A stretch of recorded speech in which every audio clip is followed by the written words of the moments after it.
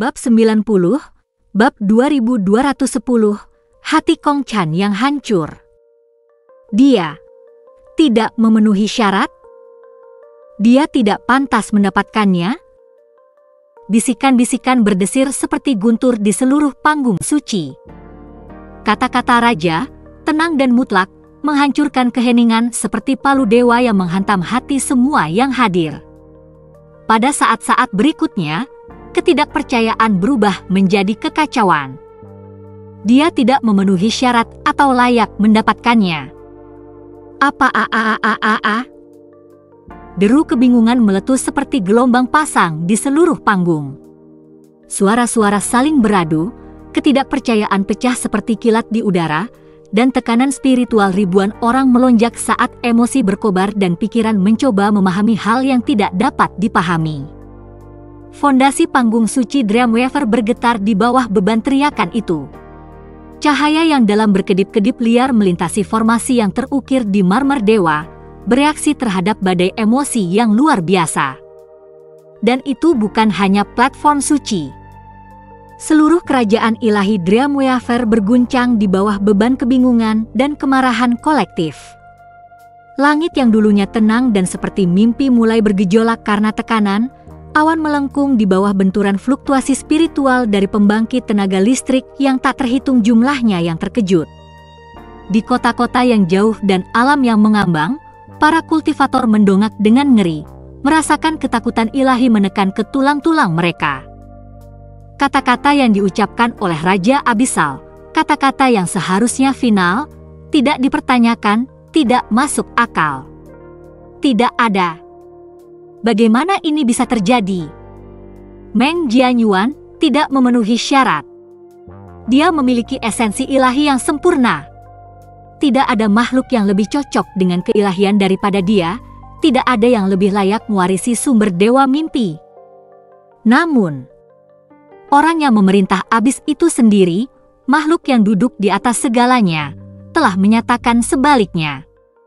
Badai keresahan dan kemarahan spiritual melanda alam kekuasaan tertinggi saat para kultivator, dewa, dan elit ilahi mencoba, dan gagal untuk memahami apa yang baru saja mereka dengar. Jika seseorang dengan esensi ilahi sempurna tidak memenuhi syarat untuk mewarisi keilahian, lalu siapa yang memenuhi syarat?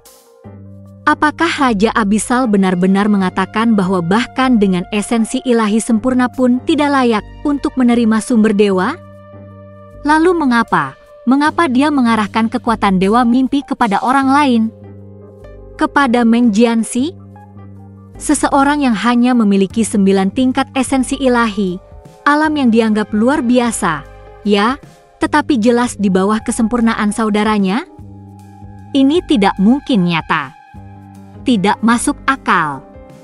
Seluruh panggung bergetar bukan hanya karena kekuatan ilahi, tetapi juga karena gelombang pasang ketidakpercayaan yang menghantam hati setiap penonton.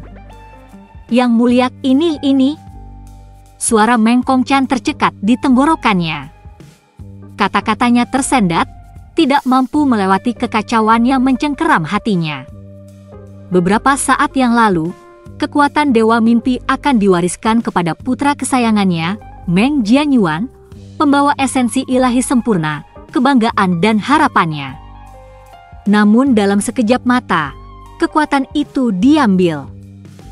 Dialihkan. Dicuri oleh Raja Abyssal sendiri, menggunakan artefak suci yang ditempa dari asal mula dewa mimpi. Dan targetnya? Bukan yang telah dibesarkan dan dipersiapkannya, melainkan Meng Jianxi. Mengapa? Mengapa dia melakukan ini? Yang mulia.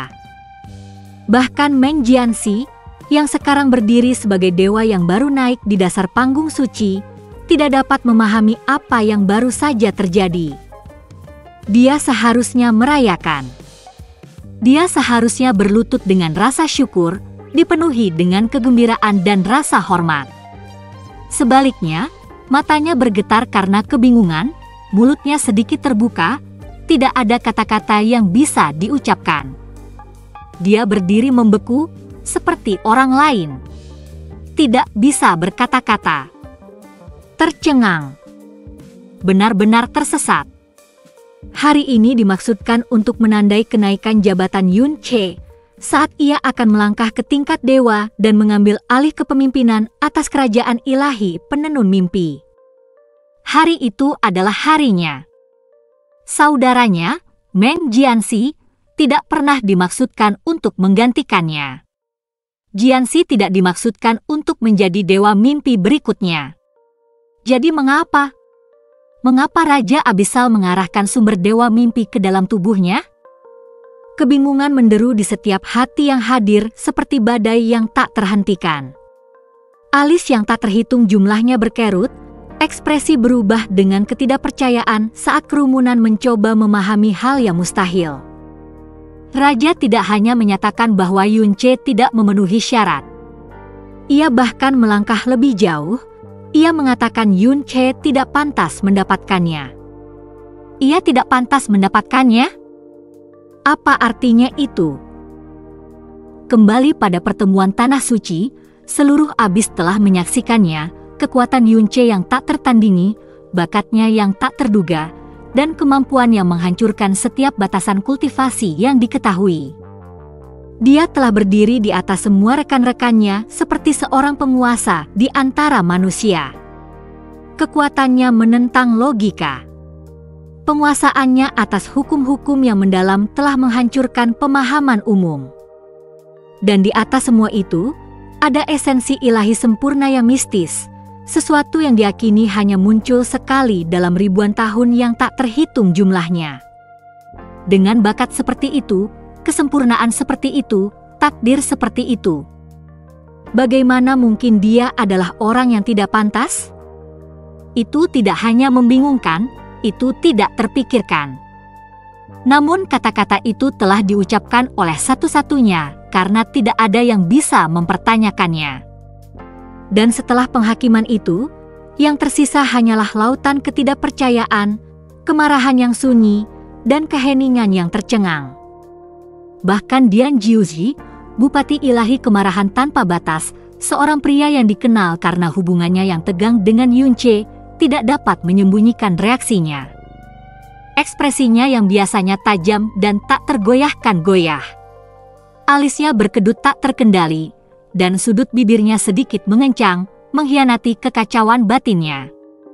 Bahkan dia, yang sering mempertanyakan temperamen, bakat, dan pengaruh Yun Che, tidak dapat menyangkal absurditas dari apa yang baru saja terjadi. Di seluruh panggung suci, para kultivator, tetua, dan dewa sama-sama memeras pikiran mereka, dengan putus asa mencari beberapa alasan tersembunyi, beberapa kebenaran tak terlihat yang dapat membenarkan apa yang telah dilakukan raja. Sedangkan bagi para imam besar, keterkejutan mereka hanya bertahan sesaat lebih lama. Secara perlahan, dengan sengaja, mereka menenangkan pikiran mereka. Raja Abisal bukanlah makhluk yang bertindak berdasarkan emosi. Jika dia mengucapkan kata-kata yang begitu berat, bahwa Yun Che tidak memenuhi syarat, bahwa dia tidak pantas mendapatkan kekuatan dewa mimpi, maka pasti ada alasannya. Alasan yang tersembunyi bahkan dari pandangan kuno mereka. Meskipun ketiga imam besar memahami dan mengakui kualifikasi Meng Jianyuan, esensi ilahi sempurnanya, penampilannya yang tak tertandingi dalam pertemuan Tanah Suci, prestasi kekuatannya yang tak terhitung jumlahnya, mereka tidak dapat mengabaikan keputusan raja. Jadi mereka mulai mengubah keadaan pikiran mereka, mempersiapkan diri untuk mendengarkan daripada bertanya. Untuk saat seperti ini, hanya kebenaran raja yang bisa menyelesaikan kekacauan. Dan kemudian, seperti potongan-potongan yang jatuh ke tempatnya, pikiran dewa sejati kuno sampai pada kemungkinan yang sama mengerikannya. Apakah raja melihat sesuatu yang telah mereka lewatkan? Kenangan itu menyambar mereka semua seperti kilat. Dulu ketika Meng Jianyuan diselamatkan dari tangan Raja Kabut, ada sesuatu yang sangat salah. Saat itu, Raja Kabut sedang aktif merasuki tubuhnya. Sebuah kebenaran yang begitu mengganggu sehingga tak seorang pun berani membicarakannya sejak saat itu. Namun sekarang, Dengan penghakiman raja yang turun seperti pedang ke atas mereka, ingatan itu muncul kembali ke permukaan, jelas, dingin, dan menakutkan. Mungkinkah bahwa Raja Abyssal melihat sesuatu di dalam Yunce yang bahkan mereka, sebagai dewa sejati kuno, tidak bisa melihatnya? Meskipun tubuh Meng Jianyuan telah dipindai beberapa kali oleh para ahli paling kuat yang hadir, setiap kali memastikan bahwa tidak ada jejak Raja Kabut yang tersisa, ketiga imam besar tidak mengucapkan sepatah kata pun keberatan. Mereka tidak butuh bukti. Mereka mempercayai tuan mereka, Raja Abyssal, tanpa pertanyaan. Pada tarikan napas berikutnya, udara itu sendiri tampak mengerang saat tiga penghalang menjulang meletus keluar, masing-masing dipenuhi dengan kekuatan ilahi yang jauh di luar pemahaman. Dibentuk oleh tangan dewa sejati kuno, penghalang ini tumpang tindih dengan segel monarch yang ada. Segelnya telah menekan semua indera ilahi, tetapi indera mereka bahkan lebih jauh lagi. Ruang itu sendiri terkunci. Tidak ada suara. Tidak ada energi. Tidak ada kehendak ilahi yang bisa melewati wilayah mereka sekarang. Selama tiga imam besar berdiri, tidak ada yang bisa masuk. Tidak ada yang bisa keluar. Di atas panggung suci, langit yang dulunya megah telah berubah menjadi dingin dan berat. Atmosfer dibebani oleh kekuatan dan ketakutan, diguncang oleh tindakan kolektif dari abis yang terkuat. Kerumunan bahkan tidak berani berbisik, dan para kultivator yang tersebar di seluruh kerajaan ilahi terdiam terengah-engah di bawah tekanan gabungan dari segel. Dan di tengah-tengah itu semua, Yunce berdiri diam. Dia menarik napas dalam-dalam, perlahan dan mantap, tetapi paru-parunya terasa hampa. Tatapannya terangkat, tertuju tepat pada sosok yang duduk di atas semua yang lain, Monarch Abyssal. Tanpa kehadiran Li Suo yang terus-menerus memurnikan dirinya, kekacauan di hati dan pikiran Yunce telah tumbuh tak terkendali.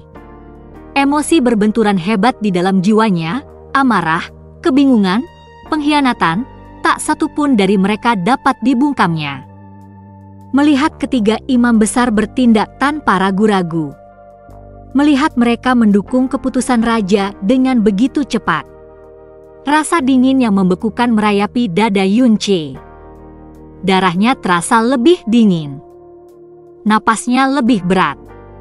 Itu tidak mungkin benar. Pikiran itu melayang di benaknya, lemah dan tidak pasti. Dan saat itu, sebuah tangan, gemetar lembut, menggenggam tangannya sendiri. Tidak seperti sebelumnya, tidak dipenuhi dengan kehangatan dan kenyamanan saja. Sekarang, tangan itu membawa sedikit kegugupan, ketakutan yang tenang. Tangan itu, tentu saja, milik Hua Caili. Meskipun dia sekarang berdiri sebagai dewa yang baru naik, kegembiraannya tidak lengkap, retak. Orang yang seharusnya berdiri di sampingnya sebagai sederajat, tidak. Dan lelaki yang sekarang berdiri di atas segalanya, sang raja yang seharusnya mengawasi kebangkitan mereka bersama, telah menghancurkan jalan itu. Dia tidak mengerti mengapa. Namun dia tahu, ada sesuatu yang salah. Kakak Yunce semuanya seharusnya baik-baik saja. Suara Hua Caili lembut, nyaris seperti bisikan, tetapi dalam keheningan yang mencengkeram panggung suci, suaranya mencapai telinga Yunce seperti benang penghiburan yang bergetar. Kata-katanya tidak mengandung makna apapun. Kepastian, hanya harapan putus asa saat dia mencoba menghiburnya dan dirinya sendiri. Tidak. Yunce mengangguk samar, tatapannya menajam saat dia dengan paksa mengumpulkan emosinya yang berputar-putar. Dia menarik napas perlahan, menenangkan badai di dalam, lalu melangkah maju dan membungkuk rendah ke arah kursi kehormatan tertinggi, tempat raja masih berdiri, tak bergerak. Mata itu, yang dulu lembut dan tak terbaca, sekarang menatapnya dengan dingin yang menembus tulang dan jiwa. Namun suara Yunce tetap tenang dan penuh hormat. Yang mulia, jika saya boleh bertanya, Mengapa Anda mengatakan saya tidak memenuhi syarat atau tidak layak mendapatkan kekuatan dewa? Kata-katanya tidak mengandung kemarahan, hanya kebingungan yang dibungkus dengan pengekangan, seperti pisau yang tumpul karena rasa hormat. Namun di dalam dirinya, ketidakpastian mencakar setiap serat keberadaannya. Di sampingnya, Meng Kongchan juga melangkah maju, hatinya berat dan wajahnya pucat. Benar sekali, Yang Mulia, mengapa Anda? Suaranya terputus-putus, tetapi dia terus berbicara. Sebagai seorang ayah, jiwanya tercabik-cabik. Dia mencintai kedua putranya, dia telah melihat mereka tumbuh, melatih mereka, dan bermimpi untuk mereka. Namun di antara keduanya, tidak ada pertanyaan dalam hatinya. Meng Jianyuan adalah orang yang memiliki esensi ilahi sempurna, orang yang kekuatan, takdir, dan potensinya jauh melampaui rekan-rekannya. Orang yang seharusnya mewarisi warisan ilahinya.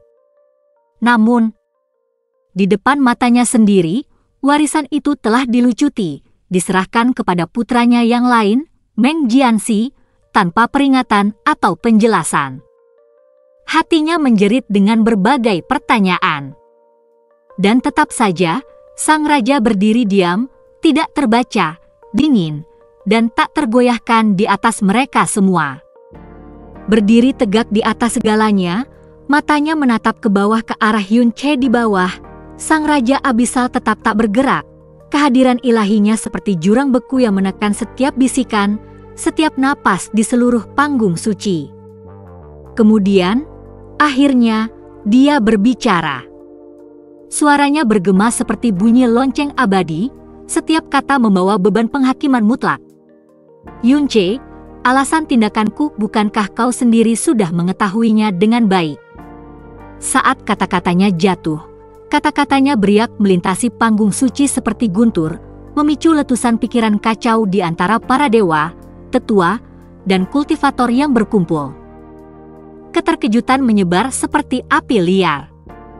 Bisikan dan gumaman memenuhi udara saat mata yang tak terhitung jumlahnya beralih bolak-balik antara Raja Abisal dan Yun Che. Meng Jianyuan seharusnya sudah tahu kenapa. Kebingungan melonjak.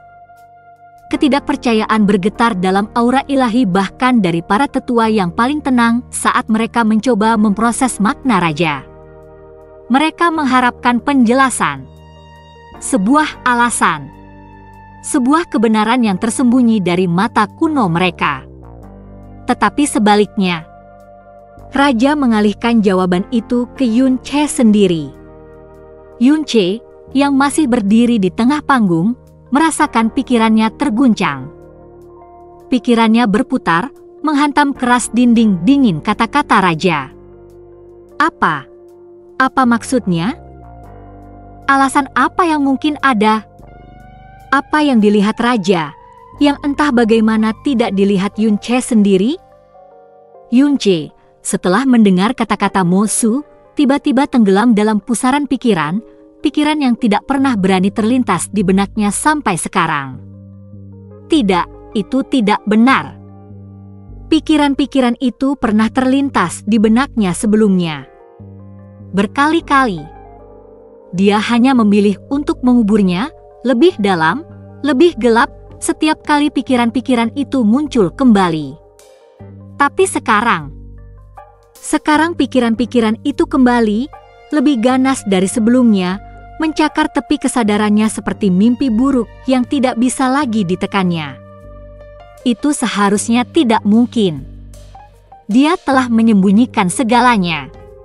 Menyembunyikan setiap jejak, setiap anomali, setiap fragmen kebenaran.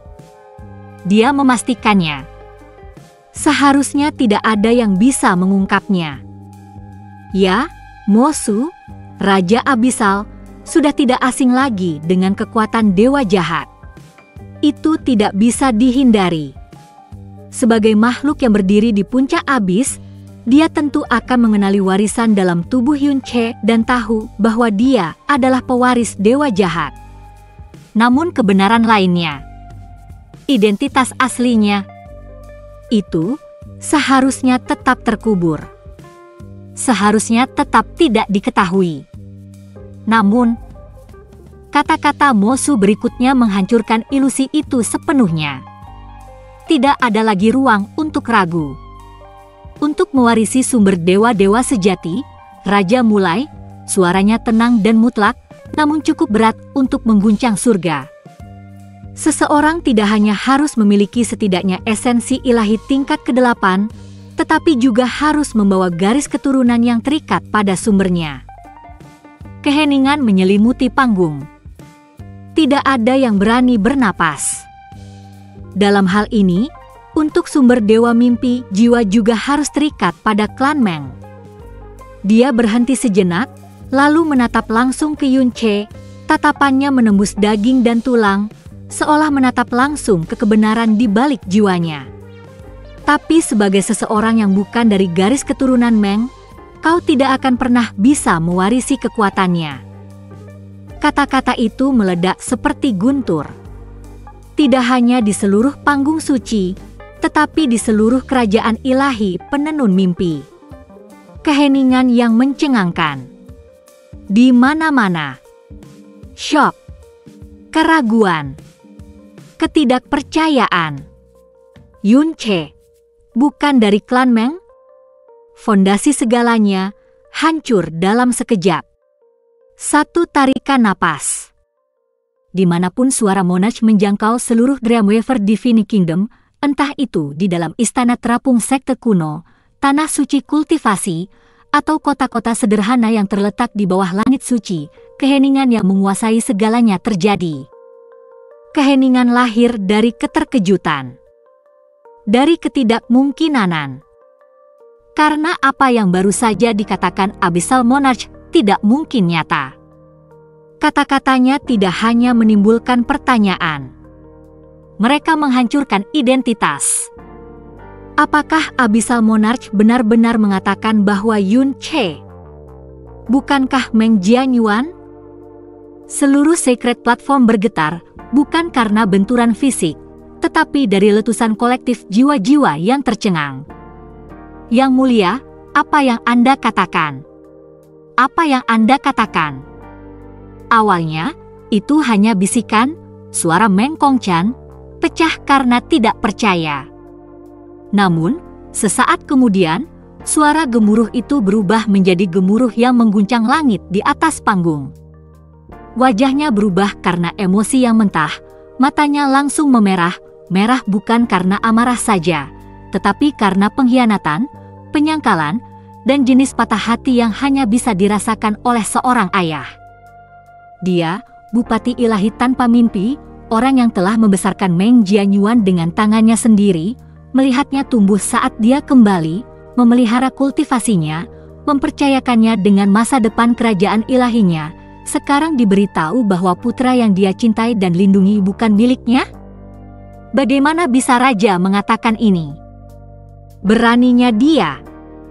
Aura ilahi Meng Kongchan melonjak liar, bereaksi terhadap badai emosinya, bahkan menyebabkan udara di sekitarnya bergetar dengan tekanan yang menindas.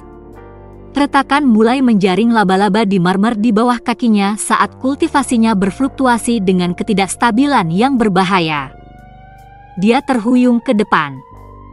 Dia tidak hanya berteriak, dia sudah mengangkat lengannya, jarinya gemetar saat dia mengarahkannya ke penguasa abis. Makhluk yang tidak seorang pun di dunia berani hadapi. Tetapi pada saat ini, akal sehatnya hilang. Kau salah. Kau pasti salah. Itulah yang diteriakkan jiwanya. Karena jika apa yang dikatakan raja itu benar, maka semuanya, semua yang dia yakini adalah kebohongan. Kongchan! Di sampingnya, Hua Fuchen dengan cepat mengulurkan tangan, meraih lengan Meng Kongchan yang gemetar sebelum dia bisa melangkah maju. Genggamannya kuat, bukan karena paksaan, tetapi karena urgensi dan persaudaraan. Dalam napas berikutnya, suaranya langsung memasuki pikiran Meng Kongchan, dipenuhi dengan peringatan dan kekhawatiran. Itu Raja Abyssal yang sedang kau ajak bicara. beban kebenaran itu tergantung berat di udara. Tatapan Hua Fuchen kemudian beralih, kembali ke tengah panggung, kembali ke Yun Che yang berdiri diam di samping Hua Caili. Semua yang terjadi dalam sekejap telah benar-benar menghancurkan fondasi dari apa yang telah mereka persiapkan, apa yang telah mereka rencanakan, apa yang mereka yakini. Semuanya terkoyak oleh kata-kata raja. Pernyataannya tidak hanya mengubah nasib dua bersaudara. Itu telah menghancurkan harapan dua kerajaan ilahi. Hua Fuchen menarik napas dalam-dalam, menekan getaran dalam jiwanya sendiri. Tidak peduli seberapa terguncangnya dia, sekarang bukanlah saatnya untuk bertindak gegabah. Mereka harus tetap tenang. Mereka harus bertahan. Meskipun banyak di antara tamu ilahi yang duduk melirik ke arah Meng Kongqian dengan ketidakpuasan yang jelas atas ledakan amarahnya, beberapa bahkan mengerutkan kening karena keberaniannya meninggikan suaranya kepada raja, tidak ada yang secara terbuka menegurnya. Karena mereka mengerti. Mereka mungkin tidak setuju dengan reaksinya. Tetapi mereka mengerti. Meng Kongqian adalah seorang pria yang pernah menjadi dewa. Sosok yang jiwanya dimurnikan dan diasah melalui alam dewa sejati telah menyentuh tepi keabadian. Bagaimana mungkin seseorang seperti dia yang pernah menanggung beban jiwa dewa salah mengira orang lain sebagai putranya sendiri? Itu tidak terpikirkan. Apa yang telah diklaim raja di luar pemahaman. Bagi Meng Kongqian, bagi semua orang yang mengetahui kebenaran ikatannya dengan Meng Jianyuan, rasanya sama sekali tidak berdasar. Namun, itu datang dari satu makhluk di abis yang tidak dapat dipertanyakan. Tentu saja, tidak semua orang memiliki kemarahan yang sama. Ini menarik. Dian Juzi, Bupati Ilahi Amarah tak terbatas, duduk dengan kilatan yang tidak menyenangkan di matanya, yang tidak dipenuhi dengan kebingungan atau kemarahan, tetapi dengan kilatan kegilaan yang nyaris tak terkendali. Dia terhibur. Baginya, bencana yang sedang berlangsung ini bagaikan sandiwara ilahi, sandiwara yang jauh lebih menghibur daripada tontonan apapun yang pernah dilihatnya selama berabad-abad. Jika apa yang dikatakan Raja Abisal itu benar, maka apa yang disebut pernikahan agung ini, dengan kemeriahan dan warisannya, para dewa yang berkumpul dan sumpah sucinya, tidak akan berarti apa-apa. Dan yang lebih penting, jika Yun Che bukan Meng Jianyuan, jika dia bukan benar-benar putra Meng Kongqian, itu berarti Dian Jiushi dapat membalas dendam yang telah lama ditunggu-tunggu atas apa yang terjadi saat itu. Dia menjilat bibirnya, aura ilahinya tertahan tetapi penuh dengan nafsu darah tepat di bawah permukaan. Sementara itu, di puncak panggung, Raja Mo Su tetap tidak tergerak.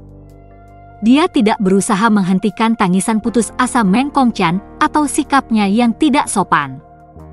Karena dia mengerti. Dia tahu betul jenis rasa sakit yang dirasakan Meng Kongqian. Dia juga berjuang melawan gelombang emosi dan konflik yang muncul dalam dirinya.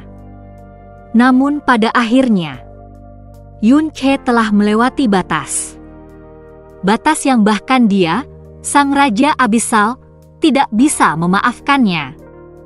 Kematian Ling Xian. Yun Che telah merenggut nyawanya. Dan itu adalah sesuatu yang tidak bisa diabaikan Mo Su. Tidak peduli seberapa banyak kebaikan yang tersisa di hatinya terhadap pewaris kakaknya. Tindakan itu menghancurkan segalanya. Dia tidak punya pilihan. Mengungkapkan identitas asli Yun Che secara langsung akan menciptakan riak yang terlalu luas, bahkan mungkin tidak dapat diubah. Jadi sebagai gantinya, dia telah memilih pernikahan ini. Pertemuan para dewa ini. Momen ini untuk mengungkap Yun Che bukan dengan kata-kata, tetapi dengan kebenaran yang tidak dapat disangkal. Meng Kongqian, dia bukan Meng Jianyuan milikmu. Kata-kata raja bergema dengan kesungguhan yang khusyuk, menghantam panggung suci seperti vonis ilahi yang mengejutkan surga, membungkam para dewa, dan menghancurkan hati banyak orang. Tubuh Meng Kongqan menegang seketika, napasnya tercekat di tenggorokannya saat dia berdiri membeku di tempat, dipegang erat oleh Hua Fuchen, yang cengkeramannya semakin tegang setiap detik. Bahkan dengan kekuatannya yang tidak lagi ilahi, kekuatan yang Meng Kongqan perjuangkan sekarang tidak lahir dari kultivasi, tetapi dari keputusasaan seorang ayah. Yang mulia, apa yang Anda katakan? Di samping Yun Che, suara Hua Caili bergema, lembut, gemetar, hampir tidak lebih dari bisikan di tengah keheningan yang luar biasa. Tetapi itu menusuk seperti teriakan di tengah badai. Kakak Yun Che, dia tidak bisa menyelesaikannya. Kata-katanya terputus-putus, terjebak antara ketidakpercayaan dan getaran sakit di dadanya. Seluruh tubuhnya gemetar sejak raja pertama kali berbicara. Sekarang, lututnya terasa lemas, dan jiwanya terasa seolah runtuh ke dalam. Semua ini tidak masuk akal. Semua ini tidak terasa nyata. Namun kata-kata dari Abyssal Monarch bergema tanpa henti di benaknya. Sementara itu, sosok Meng Kongqan yang gemetar semakin panik. Dia berjuang semakin keras dalam pelukan Hua Fuchen, matanya terpaku pada pemuda yang berdiri hanya beberapa meter di depannya, Yun Che. Dia tidak melihat orang asing. Dia tidak melihat penipu. Dia melihat putranya, Meng Jianyuan. Auranya, jiwanya, suaranya, setiap kebiasaannya, setiap penampilannya, semua itu meneriakkan kebenaran. Itu adalah anaknya. Bagaimana mungkin Monarch berkata sebaliknya? Kenangan melonjak hebat melalui pikiran Meng Kongqan, mentah, berat, menyilaukan. Ratusan tahun yang lalu, ia berlutut di bawah bintang-bintang yang dingin, berdoa malam demi malam agar anak yang telah hilang itu dapat kembali dengan selamat. Ketika Meng Jianyuan menghilang, dunianya menjadi hampa. Puluhan tahun berlalu. Kemudian, kurang dari 10 tahun yang lalu, putranya kembali. Hidup. Utuh. Kuat. Bercahaya. Kembali dengan kecemerlangan yang begitu luar biasa, yang menyalakan kembali cahaya dalam jiwanya dan membawa kebanggaan tidak hanya baginya, tetapi juga bagi seluruh kerajaan ilahi Drea Moyafer. Yun Che, Meng Jianyuan, memiliki bakat yang mengguncang abis, temperamen yang diasah oleh penderitaan, dan kekuatan yang bahkan tidak dapat diabaikan oleh para dewa. Ia telah berjalan di dunia sebagai matahari yang menyala-nyala, cahayanya bahkan mencapai sudut-sudut keputusasaan yang terdalam. Ya, telah terjadi kecelakaan di sepanjang jalan. Insiden dengan Raja Kabut telah mengguncangnya. Telah mengguncang semuanya. Tetapi tetap saja, pemuda ini yang berdiri tepat di depan matanya adalah putranya. Di dalam hati, di dalam jiwa, dengan segala cara yang mungkin. Bagaimana? Bagaimana bisa raja berkata dia bukan? Bagaimana dia bisa berkata, Yun Che bukan Meng Jianyuan? Suara Meng Kongqan tidak naik lagi, tenggorokannya terlalu sesak, hatinya terlalu hancur.